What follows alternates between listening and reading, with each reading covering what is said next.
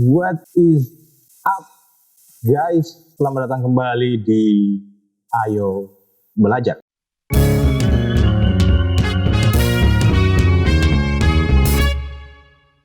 Di video kali ini kita akan melanjutkan pembelajaran kita soal dispensasi hukum Taurat. Sebelumnya kita udah lihat soal dispensasi perjanjian di mana janji Allah dinyatakan dan diberikan kepada Abraham, kemudian ke keturunan-keturunannya sampai kepada Yakub atau yang disebut Israel. Keturunan atau anak-anak dari Yakub atau Israel lah yang membentuk suatu bangsa yang besar yang kita kenal sebagai bangsa Israel di masa perjanjian lama.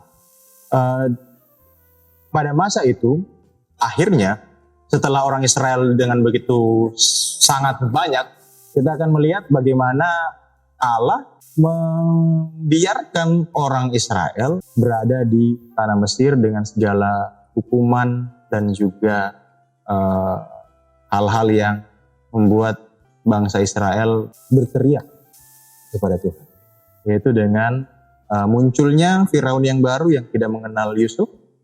Kemudian mereka menyiksa orang-orang Israel, Firaun, dan juga menyiksa Firaun dan seluruh pegawai-pegawai istana dan juga masyarakat yang ada menyiksa orang-orang Israel, menyuruh mereka untuk kerja paksa dan lain sebagainya. Jadi ada kemungkinan, mungkin piramid itu dibikin oleh orang Israel ya kali mungkin.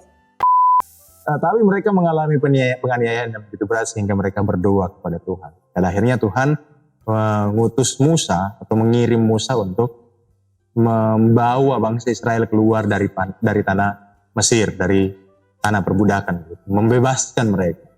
Tapi kita tahu bahwa ada sedikit perdebatan antara Musa dan juga Tuhan karena Musa merasa tidak layak lah, Musa merasa tidak fasilitas lah. Pada akhirnya Musa kalah dengan perdebatan dengan Tuhan, of course.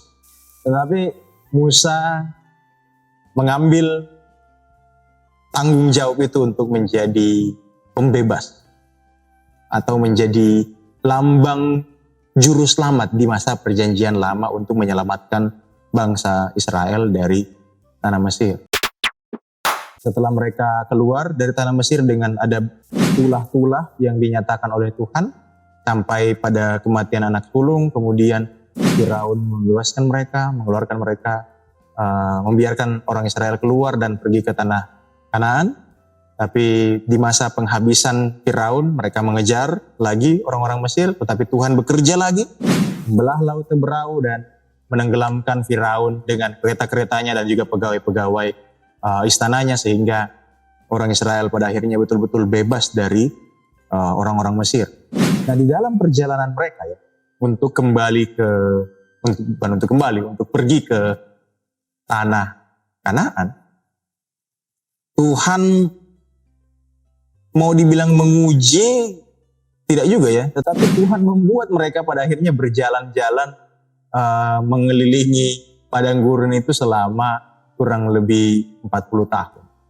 Karena kedegilan hati mereka, karena mereka selalu bersungut-sungut, karena mereka selalu mengeluh kepada Tuhan, sehingga Tuhan membuat mereka untuk berkeliling dengan sangat lama di padang gurun. Tujuannya sebenarnya adalah untuk memusnahkan keturunan yang lahir di tanah Mesir, karena memang mereka adalah keturunan yang jahat di mata Tuhan, sehingga Tuhan mau supaya mereka tidak masuk ke tanah Kanaan. Ini keturunan yang lahir dan juga bertumbuh di tanah Mesir. Jadi yang masuk sebenarnya ke tanah Kanaan adalah keturunan-keturunan yang lahir di padang gurun. Mereka tidak lahir di tanah Mesir, kecuali Kaleb bin Yefune dan juga Yosua bin Nun. Hanya dua itu saja yang lahir di tanah Mesir.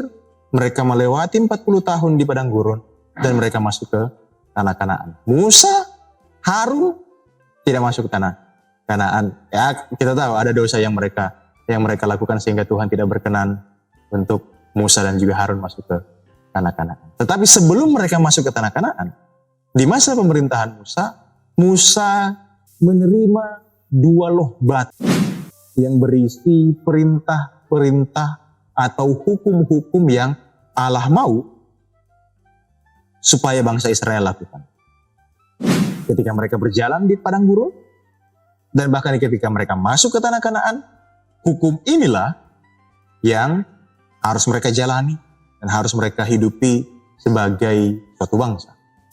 Kita kenal dengan sebutan hukum Taurat, atau mungkin kita lebih kenal dengan sebutan ke-10 hukum, ada di dalam Keluaran pasal 20. Mungkin teman-teman ada yang hafal, bisa tulis di komen. Jangan contek di Alkitab, tulis di komen kalau memang kalian betul-betul hafal 10 hukum Taurat. Tetapi sebenarnya teman-teman, 10 hukum Taurat ini adalah 10 garis besar dari hukum yang Tuhan mau berikan kepada orang Israel.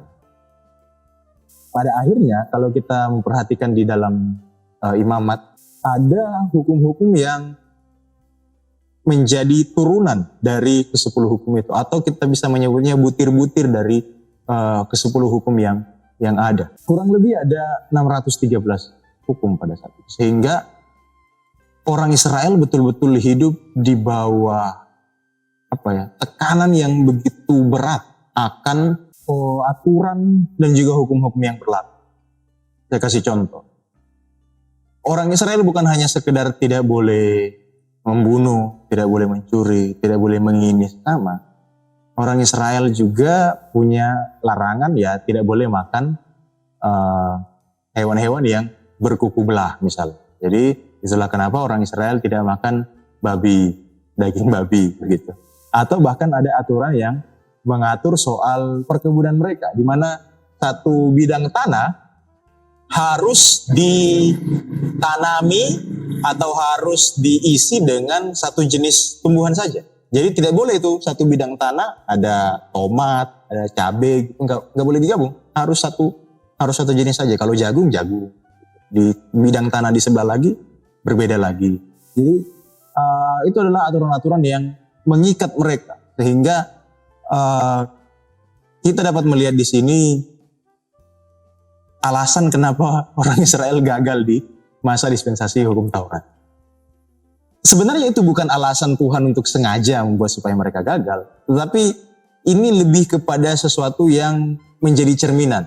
Kita bisa baca di dalam Yakobus kan bahwa hukum Taurat itu sama seperti cermin, di mana mereka bisa melihat di mana kurangnya mereka, di mana minusnya mereka, di mana cacatnya mereka, atau orang Israel pada saat itu, sehingga mereka menyadari bahwa manusia tidak sempurna, bahwa manusia berdosa, dan bahwa Tuhan Allah lah yang sempurna, Tuhan Allah lah yang sanggup melakukan segala sesuatunya.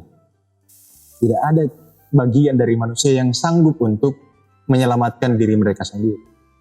Allah lah yang sanggup. Sehingga hukum Taurat ini menyadarkan mereka, seharusnya menyadarkan mereka, tetapi itu malah membuat mereka lebih banyak lagi jatuh, lebih banyak lagi melanggar, lebih banyak lagi melakukan hal-hal yang sebenarnya tidak boleh di dalam hukum Taurat, tapi pada akhirnya mereka jatuh lagi. Nah, dari hukum Taurat kita akan melihat suatu gambaran akan penebusan. Karena ketika orang Israel misalnya jatuh dalam dosa, mereka harus memberikan korban bakaran, korban penebus salah, dan ada banyak korban-korban lainnya. Teman-teman bisa lihat di dalam kitab Imamat di pasal-pasal awal. Ada berbagai macam korban. Itu mereka berikan kalau mereka berdosa. Diberikan kepada imam. Imam kemudian membakarnya di atas mezbah sebagai persembahan yang harum di hadapan Tuhan. Kemudian dosa mereka diampuni. Itu adalah suatu gambaran penebusan yang nantinya wujud nyatanya akan dinyatakan di dalam Yesus Kristus. Penebusan yang sejati hanya dilakukan oleh Yesus Kristus di atas kayu salib yang darahnya tercurah. Dan itu bukan hanya menebus dosa kita di hari itu saja, atau bukan hanya menebus dosa kita di saat itu saja, tetapi menebus dosa kita satu kali untuk selama-lama. Dosa kita yang dulu, sekarang, bahkan dosa kita yang akan datang, ditebus oleh darah Kristus, oleh penebusan, oleh pengorbanan Yesus di kayu salib. Nah, dari sini kita dapat melihat, tanpa saya harus jelaskan lagi soal siapa tokohnya, apa aturannya, apa pelanggarannya, dan apa kasih karunia-Nya, kita sudah bisa, kalian udah bisa melihat sendiri, atau bisa menilai sendiri, oh tokohnya Musa, oh aturannya adalah 10 hukum dan juga ada 613 butir-butir hukum yang lainnya. Oh pelanggarannya adalah mereka lalai dan mereka tidak sanggup untuk memenuhi setiap hukum-hukum yang ada. Oh kasih karunia-Nya adalah pengorbanan yang dilakukan oleh Yesus Kristus. Karena pada akhirnya masa hukum Taurat ini berlaku ketika pemberian hukum atau pemberian dua loh batu ini di atas Gunung Sinai sampai nanti di masa Yesus Kristus. Bahkan setelah itu lagi hukum Taurat masih berlaku. Tapi nanti kita akan lihat ada sesuatu yang terjadi sehingga masa hukum Taurat ini, masa perjanjian ini dihentikan untuk sementara. Tapi kita akan lihat itu di materi. Tapi kita sudah bisa melihat gambaran. Ya, jadi tanpa perlu saya jelaskan siapa tokohnya, apa aturannya, kasih karunia-Nya dan juga hukumannya. Kalian sudah bisa menentukan sendiri karena pada akhirnya kita belajar beberapa materi di video-video sebelumnya. Kita jadi lebih peka begitu. Saya harap kalian jadi lebih peka untuk melihat, oh ternyata ini bagian tokohnya, ini bagian aturannya dan lain sebagainya. Jadi itu dia dispensasi hukum Taurat. Ini juga suatu dispensasi yang sebenarnya panjang sekali. Dari zaman Musa sampai zaman perjanjian baru, sampai masa rasul-rasul, itu masih berlaku dan juga masih terjadi. Panjang sekali masa hukum Taurat ini berlaku, dan nanti kita akan lihat di mana selesainya dan apa yang membuat itu berhenti, bukan selesai. Kapan berhentinya dan apa yang membuat itu berhenti. Supaya kalian tidak ketinggalan, di-subscribe, dinyalakan loncengnya juga, di-share ke teman-teman kalian, di-like, udah ya di-like. Ya udah lah pokoknya. Sampai ketemu di episode berikutnya. God bless you guys. See you next time. Bye-bye.